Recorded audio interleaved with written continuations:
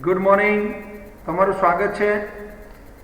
ગઈ વખત આપણે ચેપ્ટર નંબર 8 પૂર્ણ કર્યું છે। એનું સ્વાધ્યાય એટલે કે એના પ્રશ્નો તમે તમારા ચોપડામાં લખ્યા હશે અને લખવાના છે જ, સાથે સાથે એને તૈયાર પણ કરવાના છે। આપણે છેલ્લો સવાલ એવો ભણ્યા હતા, આર્થિક સુધારાની પ્રતિકૂળ અસરો। એમાં ડિટેલમાં આપણે માહિતી મેળવી હતી। હવે પછીનું આજનું ચેપ્ટર વિદ્યાર્થી મિત્રો 9, ચેપ્ટર નંબર 9, જેનું ટાઇટલ છે રાષ્ટ્રીય આવક। ચેપ્ટર નંબર 9 રાષ્ટ્રીય આવક, જેને ઇંગ્લિશમાં કહેવાય નેશનલ ઇન્કમ। તો રાષ્ટ્રીય આવક છે શું અને એને દેશના અર્થતંત્રમાં એને શું મહત્વ છે અને રાષ્ટ્રીય આવકના ખ્યાલો વિવિધ પ્રકારે આપવામાં આવે છે અને કેટલા પ્રકારના આપવામાં આવ્યા છે। મારી ભાષામાં અને સરળ ભાષામાં કહું તો રાષ્ટ્રીય આવક જે તે દેશનું અથવા જે તે અર્થતંત્રનું કામગીરીનું સરવૈયું છે એવું કહેવામાં આવે છે। બીજી ભાષામાં કહું તો રાષ્ટ્રીય આવક જે દેશની નબળી હોય એની તંદુરસ્તી એટલે કે એ દેશ મજબૂત હોતો નથી। તેથી જે તે દેશની રાષ્ટ્રીય આવક જેટલી મજબૂત, જેટલી વધારે મજબૂત એટલે વધારે, એટલો એ દેશ મજબૂત છે એમ કહી શકાય। જેમ એક નાનું જ ખાલી એક્ઝામ્પલ આપીને તમને સમજાવવાનો હું પ્રયત્ન કરીશ વિદ્યાર્થી મિત્રો। આપણે આપણા ઘરનું જ એક્ઝામ્પલ લઈએ। તમારા ઘરમાં રહેતા તમામે તમામ બધા જ મેમ્બરો કમાતા હોય, એમની આવક, માનો કે ફેમિલીમાં 5 જણ છે, એ 5 જણ કમાય છે અને બીજા ફેમિલીમાં 5 જ છે, પણ એની અંદરથી એક વ્યક્તિ કમાય છે। તો વિદ્યાર્થી મિત્રો બંનેની સરખામણી કરો તો જે 5 ફેમિલીમાં મેમ્બરો છે અને 5 કમાય છે, એ ફેમિલીની આવક ખૂબ જ ઊંચી હશે અને મજબૂત હશે। જ્યારે બીજા ફેમિલીમાં 5 છે પણ એક જ કમાય છે, તો એ ફેમિલી મિડલ કક્ષાનું અથવા નબળું હશે। એમ સેમ વિશ્વમાં આવા જ પ્રકારના દેશો છે। જે ખૂબ કમાતા દેશો છે એને વિકસિત તરીકે, મધ્યમ કમાતા દેશો છે એને વિકાસશીલ અથવા વિકસતા દેશો તરીકે, અને નથી કમાતા ઘરમાં એ મજૂરી કરે છે, મજૂર સ્લમ એરિયા, એને અલ્પ વિકસિત વ્યક્તિ તરીકે ઓળખવામાં, એવા દેશોને અલ્પ વિકસિત દેશ તરીકે પણ ઓળખવામાં આવે છે। તો ખરેખર રાષ્ટ્રીય આવક એટલે શું એના વિશેની પ્રસ્તાવના આપણે ભણીએ। એના પછી પ્રસ્તાવના પછી વિવિધ પ્રકારના અર્થશાસ્ત્રીઓએ રાષ્ટ્રીય આવકની વિવિધ પ્રકારે વ્યાખ્યા આપીને સમજાવવાનો પ્રયત્ન કર્યો છે। તો જોઈએ, રાષ્ટ્રીય આવક એ સમગ્રલક્ષી અર્થશાસ્ત્રનો એક પાયાનો ખ્યાલ છે। સમગ્રલક્ષી અર્થશાસ્ત્રનું બીજું નામ છે બૃહદલક્ષી, એટલે કે દેશ માટે સમગ્ર અર્થતંત્રમાં ચાલતી પ્રવૃત્તિઓ માંથી પ્રાપ્ત થતી આવક દેશના પાયામાં સમાયેલી છે અને રાષ્ટ્રીય આવકના માધ્યમથી જ અથવા રાષ્ટ્રીય આવકના ખ્યાલથી જ સમગ્ર અર્થતંત્રની આર્થિક પ્રવૃત્તિને માપવાનો પ્રયાસ થયો છે। કોઈ પણ દેશ હોય અથવા કોઈ પણ દેશની રાષ્ટ્રીય આવક તેના અર્થતંત્રની કામગીરીનું સરવૈયું છે એમ કહી શકાય કે આખા વર્ષ દરમિયાન અર્થતંત્રમાં કઈ કઈ પ્રવૃત્તિઓ ચાલી રહી છે ને એમાંથી કેટલી આવક થઈ છે એનું સરવૈયું છે। એટલે તો રાષ્ટ્રીય આવકથી આપણે અથવા આપણને જે તે અર્થતંત્રની આર્થિક તબિયત નો પરિચય થાય છે. યાની દેશ વિકસિત છે, વિકાસશીલ છે કે અલ્પ વિકસિત છે એનો ખ્યાલ આવે છે. જો અર્થતંત્રની રાષ્ટ્રીય આવક વધતી હોય તો તે સામાન્ય રીતે તંદુરસ્તીનું પ્રતીક છે. અંડરલાઈન કરજો. જે દેશની રાષ્ટ્રીય આવકમાં સતત વધારો થતો હોય તેવા દેશનું અર્થતંત્ર તંદુરસ્ત છે એમ કહી શકાય.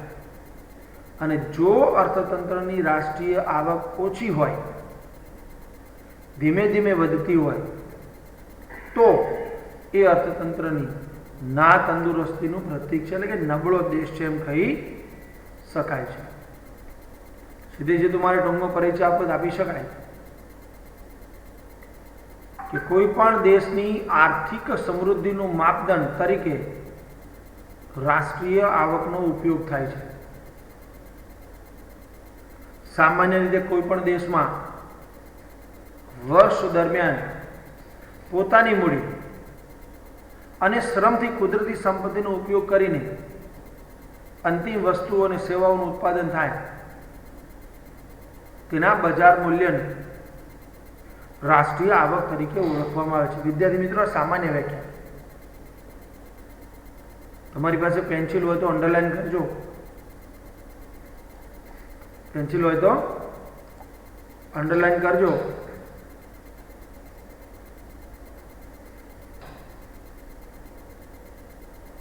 તો તમને વધારે ડિટેલમાં ખ્યાલ આવશે.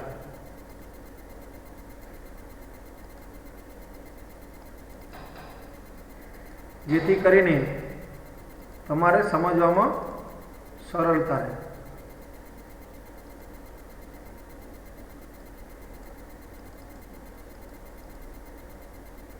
અને આપણને જલ્દી એ વ્યાખ્યા યાદ રહી જાય એની વાત છે. તો ફરી વખત જો કોઈ પણ દેશમાં વર્ષ દરમિયાન પોતાની મૂડી અને શ્રમથી કુદરતી સંપત્તિનો ઉપયોગ કરીને અંતિમ વસ્તુઓ અને સેવાઓનું ઉત્પાદન થાય તેના બજાર મૂલ્યને રાષ્ટ્રીય આવક તરીકે ઓળખવામાં આવે છે. તો વિદ્યાર્થી મિત્રો, રાષ્ટ્રીય આવકના વિવિધ ખ્યાલો છે જે ખૂબ જ મહત્વના અર્થતંત્રમાં છે. રાષ્ટ્રીય આવકના મહત્વના ખ્યાલો છે. એમાં પહેલું છે જીએનપી, બીજું છે એનએનપી, ત્રીજું છે જીડીપી અને ચોથું છે એનડીપી. આવા જે ખ્યાલો છે એ જે અર્થતંત્ર માટે ખૂબ જ અગત્યના છે અને મહત્વના પણ છે. ફરી વખત જો જીએનપી, એનએનપી, જીડીપી અને એનડીપી, આવા જે ખ્યાલો છે એ ખૂબ જ દેશ માટે અગત્યના છે. કારણ કે જ્યારે તમે બે દેશોની સરખામણી કરતા હોય, કયો દેશ આર્થિક રીતે સદ્ધર છે અને કયા દેશની રાષ્ટ્રીય આવક ઊંચી છે અને કયા દેશની આવક મધ્યમ છે અને કયા દેશની આવક નબળી છે, જ્યારે આની સરખામણી કરો છો ત્યારે આવા ખ્યાલો ખૂબ જ ઉપયોગી થાય છે. તો આ રાષ્ટ્રીય આવક ખરેખર છે શું? તે કેવી રીતે સર્જાય છે? તેને કેવી રીતે માપી શકાય છે? અને આ રાષ્ટ્રીય આવક માપવા માટેની જુદી જુદી પદ્ધતિઓ કઈ છે? અને રાષ્ટ્રીય આવકની માપણી વખતે કેટલીક સમસ્યાઓ સર્જાય છે. દેશની નાણાકીય આવક જાણવી જોઈએ કે વાસ્તવિક આવક જાણવી જોઈએ કે ખરેખર દેશમાં ચાલતી જે પ્રવૃત્તિઓ છે એમની આવક કેટલી છે, દેશની રાષ્ટ્રીય આવક કેટલી છે એ જાણવી જોઈએ કે નહીં. આ બધી જ બાબતોનો પરિચય આપણે વન બાય વન મેળવવાનો છે. તો જોઈએ રાષ્ટ્રીય આવકનો અર્થ, મીનિંગ ઓફ નેશનલ ઇન્કમ, એનો સામાન્ય અર્થ પણ આપણે ભણવાનો છે અને વિવિધ પ્રકારના અર્થશાસ્ત્રીઓ અથવા લેખકો દ્વારા આપવામાં આવેલી રાષ્ટ્રીય આવકની વ્યાખ્યા વિશે પણ આપણે સ્ટેપ બાય સ્ટેપ ભણવાનું છે. તો જોઈએ વિદ્યાર્થી મિત્રો,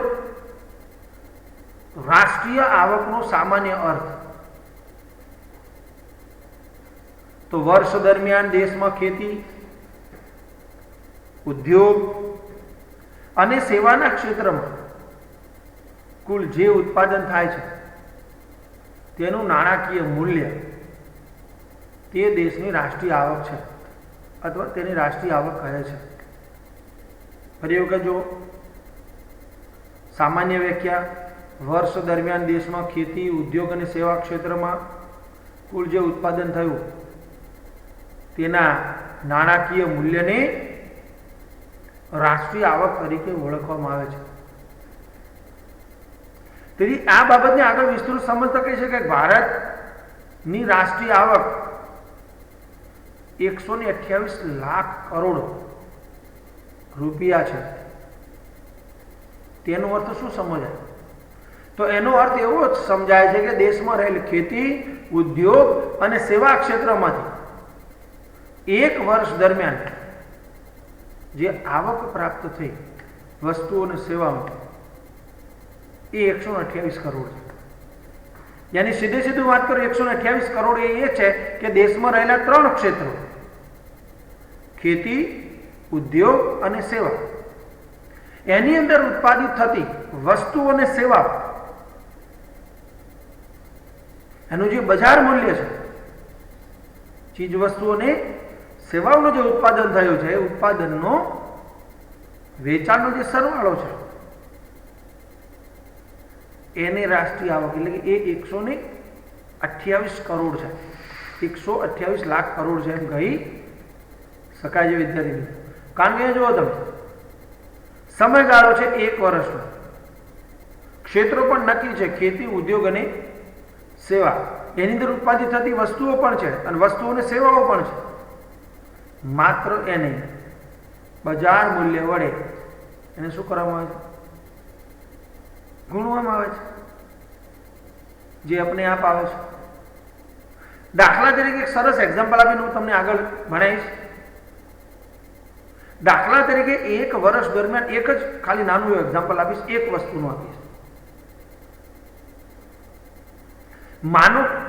માની લો તમે કે આખા દેશમાં એક મોબાઈલ કંપની છે, બીજી કોઈ કંપની નથી. એ એક વર્ષની અંદર 1 લાખ મોબાઈલનું વેચાણ કરે અને એક મોબાઈલની કિંમત તમે વિચાર કરો 10,000 હોય તો આપ સમજી શકો છો એની રાષ્ટ્રીય આવક કેટલી થઈ. આની વાત છે. જો કે વિદ્યાર્થી મિત્રો મેં એક્ઝામ્પલ આપ્યું એનો અર્થ એવો નથી કે એક જ મોબાઈલનું ઉત્પાદન કરે છે. ખેતી, ઉદ્યોગ અને સેવા ત્રણ ક્ષેત્રમાં વસ્તુ અને સેવાઓનું ઉત્પાદન થાય છે, એનો સરવાળો છે. ખ્યાલ આવે ને વિદ્યાર્થી મિત્રો? સામાન્ય વ્યાખ્યા ફરી વખત જુઓ. વર્ષ દરમિયાન દેશમાં ખેતી, ઉદ્યોગ અને સેવાના ક્ષેત્રોમાં કુલ જે ઉત્પાદન થાય છે તેનું નાણાકીય મૂલ્ય ને રાષ્ટ્રીય આવક કહેવામાં આવે છે. સમજી ગયો વિદ્યાર્થી મિત્રો? આ વ્યાખ્યા તમારે તૈયાર કરવાની છે. ઘરે બેસીને આ વ્યાખ્યા તમારે તૈયાર કરવી પડશે. ઘરે રહો, સુરક્ષિત રહો અને બેઠા બેઠા ભણો. ના સમજણ પડે તો ક્યારેક પૂછો. જ્યારે આપણે ઝૂમ ઉપર મળ્યા તો તમે ફી ભરવા આવ્યા અથવા કોઈ વસ્તુ લેવા માટે આવ્યા હો સ્કૂલમાં પેપર આપવા માટે, ત્યારે પૂછી લેવાની વિદ્યાર્થી મિત્રો. તેથી આજે આપણે આજનું લેક્ચર રાષ્ટ્રીય આવકની સામાન્ય વ્યાખ્યા સાથે પૂર્ણ કરીએ છીએ. ખૂબ મહેનત કરો એવી અપેક્ષા સાથે આજનું આ લેક્ચર પૂર્ણ કરું છું. Thank you very much. તમારો આભાર.